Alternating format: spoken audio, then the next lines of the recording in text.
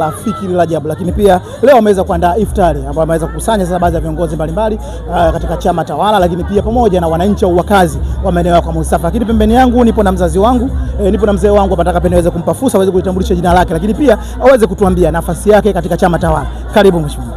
Mimi kwa jina naitwa Mwenye Mkuu Sangarasa, ndio katibu wa mwenezi wa Chama cha Mapinduzi wa wilaya ya Ilala. Pia nataka pia uweze kutuambia kitu kimoja kwamba wewe ni miongoni mwa watu ambao wameshiriki katika tukio hili la iftari ambalo limeandaliwa na mwenyekiti wa serikali za mtaa anayekwenda kwa jina la Fikiri Rajab. Kwako wewe ile jambo ni namna gani umeweza kujisikia kwa kwamba ni miongoni mwa watu ambao wameenda kushiriki katika tukio hili?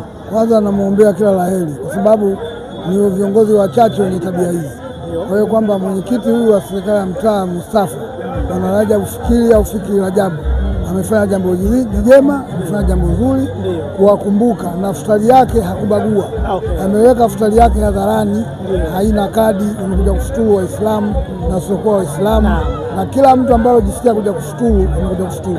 Ameweka malengo ya watu walio wengi, na futari kila mmoja amepata na kila mmoja anafuturu. Kwa hiyo tunamuombea kila laheri kwenye shughuli zake, na ndio hii ndo yani mwenyekiti wa mtaa ndo amebeba zana ya ile kuwa anawahudumia wanamtaa wake, kwa sababu mtaa huu aliwahudumia, amewahudumia wananchi wote kwenye mtaa wake bila kujali dini zao, bila kujali madhehebu yao. Huyu mwenyekiti amefanya jambo jema na tunahitaji kupongezwa jinsi shughuli alivyofanya, na tunaomba hata wenye vitu wengine wa wilaya hii ya Ilala waweze kumwiga huyu mwenyekiti Fikiri Rajab Fikiri, mwenyekiti wa mtaa kwa Mustafa.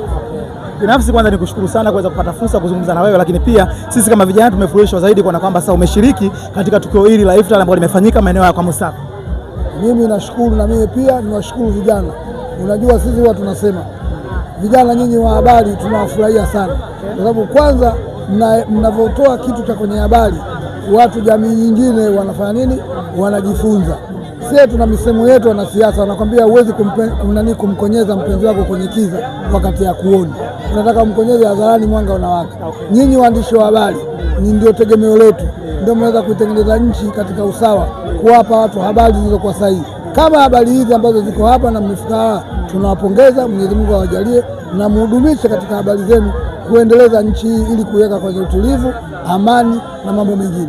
Shukrani sana kwa muda wako. Asante sana.